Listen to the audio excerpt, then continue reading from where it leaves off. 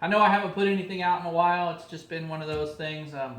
We got that house down by the beach, and I've been working on that, trying to get it ready to rent out and that kind of thing. And still got a lot of work to do, but kind of got motivated. I had a conversation this week at work, and they were kind of giving me a hard time, and I realized I haven't had any videos out in a while. And maybe it's a sign, but later that evening, my friend Lee, he texted me and said, "Hey, you haven't put a video out in a while. That's good." And I was like, I know, I have a list of projects that I want to do, but I just haven't gotten around to them. Garage is a mess again. Everything's going on. Most of my tools are down there. Yeah, anyway. But I've had a few good ideas, and since it's Christmas time, in the spirit of that and gifts, I thought I would start on some of these small projects that would be pretty easy. I've been wanting to make these little games, travel games and stuff, using metal pieces. This one's going to be Tic Tac Toe.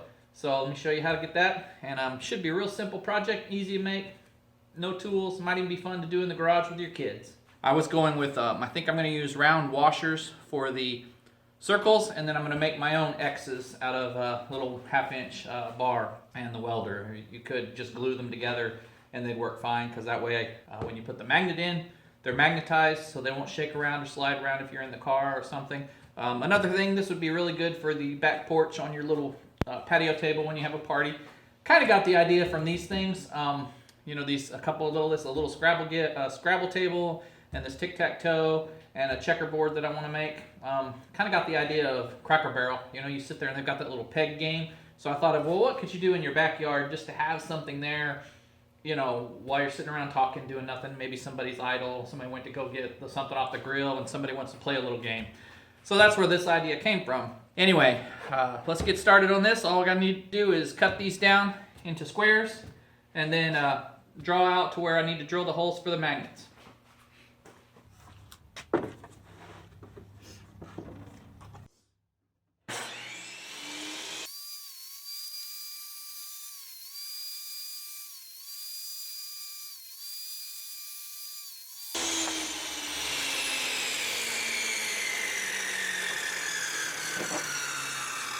Five of them.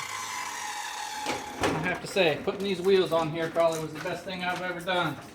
Easy, simple, cheap, scrap wood and casters, and I use that thing more now than I ever did.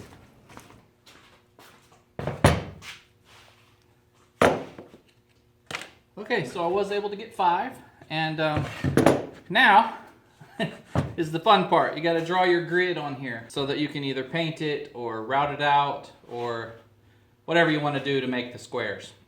Well, as always, my wonderful wife went and got me parts for my stuff. She's always going to the store for me, which I just love. So what I got was what she got was 3/4 inch washers. They're, I don't even know how much they are, 20 cents each or something, who knows. So anyway, but they are exactly 2 inches. So I'm gonna do 3-inch squares. I love this little jig thing here, Craig thing. It's great. You just set it at your depth that you want, your edge.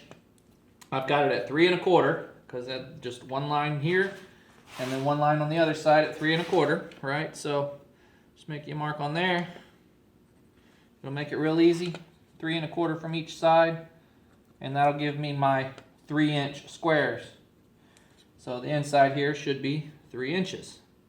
So, and then I'll just do a line down from there.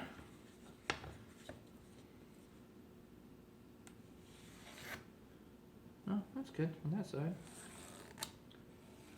Okay. And then from this direction, 3 1/4. Guess I really only need one since I'm using the straight square there. And then I'll draw my 2 from this direction.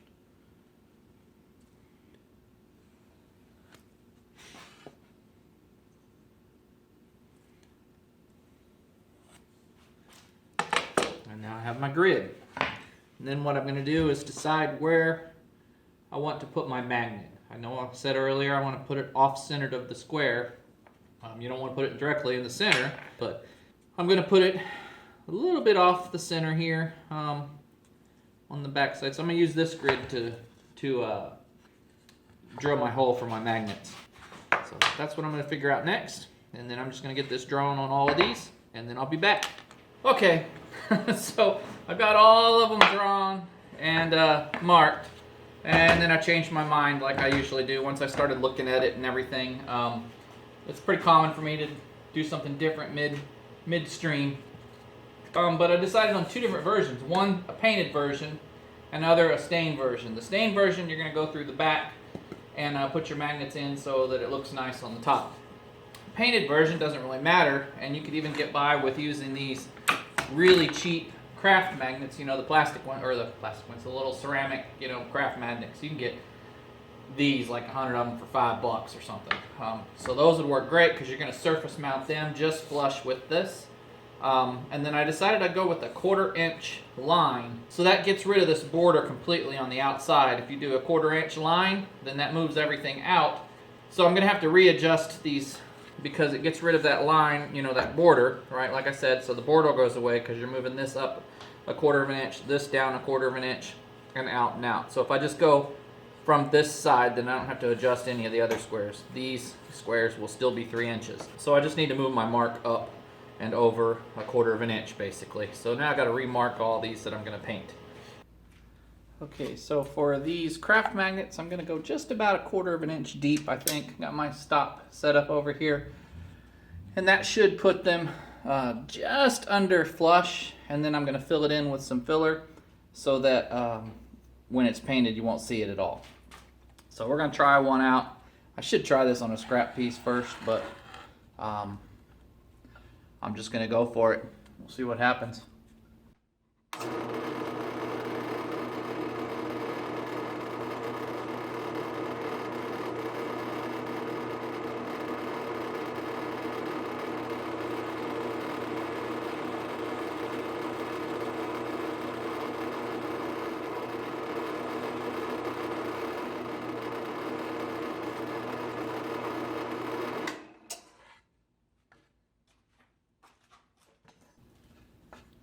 Yeah, that's a little bit deeper than I want to go.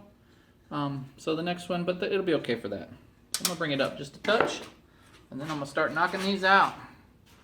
Alright, so I got all of these, and I had just enough of these craft magnets on the fridge over there to finish. I had 9 of them exactly. So I'm just going to put a little dot of glue in the bottom to kind of hold them in when I put this stuff on, so they don't spin around and stick to the putty or the filler stuff. It's just paint filler, wall filler, wood filler. Painter's Putty 53. Don't know. Nail holes, dents, cracks, and wood surfaces. So whatever brand, cheapest stuff they got. So one little dab of glue, yabba dabba doo, and then I will put this stuff on and fill the holes, and we'll be ready to paint. Just fill in these holes now. This is for the painted one. You don't want to do this on your the one that's going to be stained. You don't want to do that. You'd rather put this on the back side for the one that's going to be stained. The one that's going to be painted, no big deal. Fill this in, sand it down a little bit, and it'll be ready to go. Note to self: do not ever use this for woodworking. It says ideal for nail holes, dents, and cracks in wood surfaces. Okay, so I guess it's not a filler. Anyway, it's been 18 hours-ish, and I wiped it off with a rag. Still not dry at all. Look at that. You can just take it right off of there, wipe those holes out. Even off of the wood portion, it's not sticking. After 18 hours, it's not even hardly dry. You can still just scrape it with your finger. I did have a little bit of this left on the shelf. It's a little bit dry, but I think I can work with it. You know, it's not great. I don't know if you can see that or not, but it's still a little pliable. I think you can mix it with water or something, but we'll try some of this and see how it works out. Okay, now it's ready to paint. Since this is the painted version, the stained version, of course, is just the same thing. You're just going to stain it. So I've still got my grid roughly drawn on here even after sanding it and stuff. my grids right here. So I'm just going to paint the stripes color roughly in that area, just not very good. Then I'll come back in and mask it off to do the main color. So it's just going to be right in here where your stripes are going to go.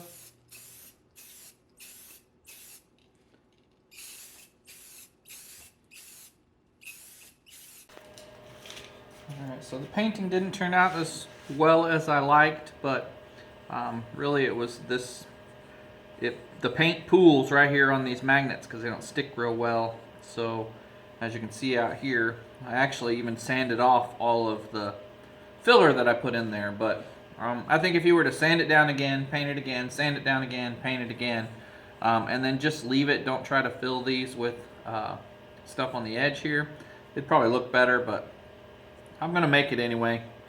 If I don't like it, maybe I'll just paint over it more. And hopefully when I put the base color, the blue, on it, it'll look a little better. So right now I'm just gonna put the stripes on here. I already marked it over, so it'll be, actually I need to go on the outside here. So what I'm gonna do is just use this 1/4" tape we ordered off of Amazon.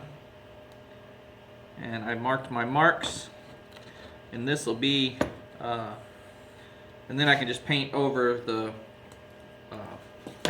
with the base color, and then when I'm done, peel these off. So I went ahead and decided to finish up one of the stained versions as well. I really liked it better anyway. I'm just using an 1/8" straight bit and to make the lines, just making 2 passes, clamped it off there, and just makes a little groove for the stain, and you'll do that in a different color. You know, it's the same exact pattern and everything, just another one of the 5 that I pulled off and just clamped it down to make the groove for the lines instead of using tape and painting over it. It's the same basic concept and design. Everything's measurements is still exactly the same and all of that. I'm just going to stain these grooves with a little golden oak, and then I'm going to come back in with, sand it down, and then I'll stain the whole thing with something a little darker. And then these will stand out just a little bit, but not too much. So I really didn't need to stain that earlier with the light colored. So I did the dark, it drained down in there and made dark stripes. So I kind of like that look, so that's what we're going to go with. Try to get a little bit more in there in a couple spots, but it actually looks pretty good with the dark lines instead of the light colored lines that I was originally after. And once this all settles, it'll look pretty neat with that just dark contrast versus the little bit lighter. This is that espresso or whatever.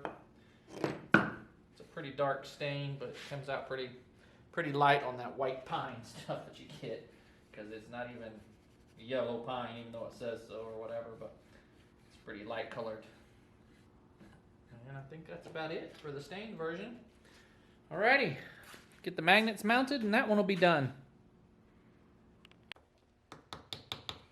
Okay, got the magnets in, just need to let the glue dry for a minute, and then I can flip it over and I think I'll be done with that one. Okay, so I finally got them all done. This one turned out real nice. I like it a lot. And then, you know, the magnets, of course I shook it. That's, you know, shaking it, you know, but if you're just sitting in there in a car or whatever, moving around, it's just fine. Back patio porch. This one, same thing. It's a little better because they're surface mounted. Don't really like the way this one turned out as much as you heard on the video. Just the paint didn't stick to it as well, but like this one here does not look bad, and that's the one I got most of the stuff off. If I give it, you know, just sitting on the table, looks great. Can't really tell. Get it up here in the light and kind of, you know, shine it around where you can see that. You probably can see the unevenness and stuff of where the magnets are. I think it's just that the paints didn't stick to the ceramic very well. So the one I like the best is these two here, where most of the filler and stuff got sanded off and done, and you just have the little circle of the magnet. But that looks all right because it's just the circle of the magnet. So that's the way I would do it if I do it over again on this side.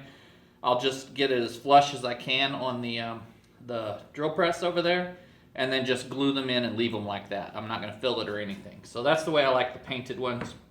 The stained ones, I really like them, and they weren't that much harder if you have a, you know, a little handheld router like that. It's just one of those Ryobi battery ones, and made those grooves, and I just really like the way that looks. So, you know, as always, you know, just get outside, do something, try something new, and learn as you go. I mean, it doesn't always work out just like you planned, but adapt and overcome, as they say. And as always, we thank you for watching, and we'll catch you in the next video.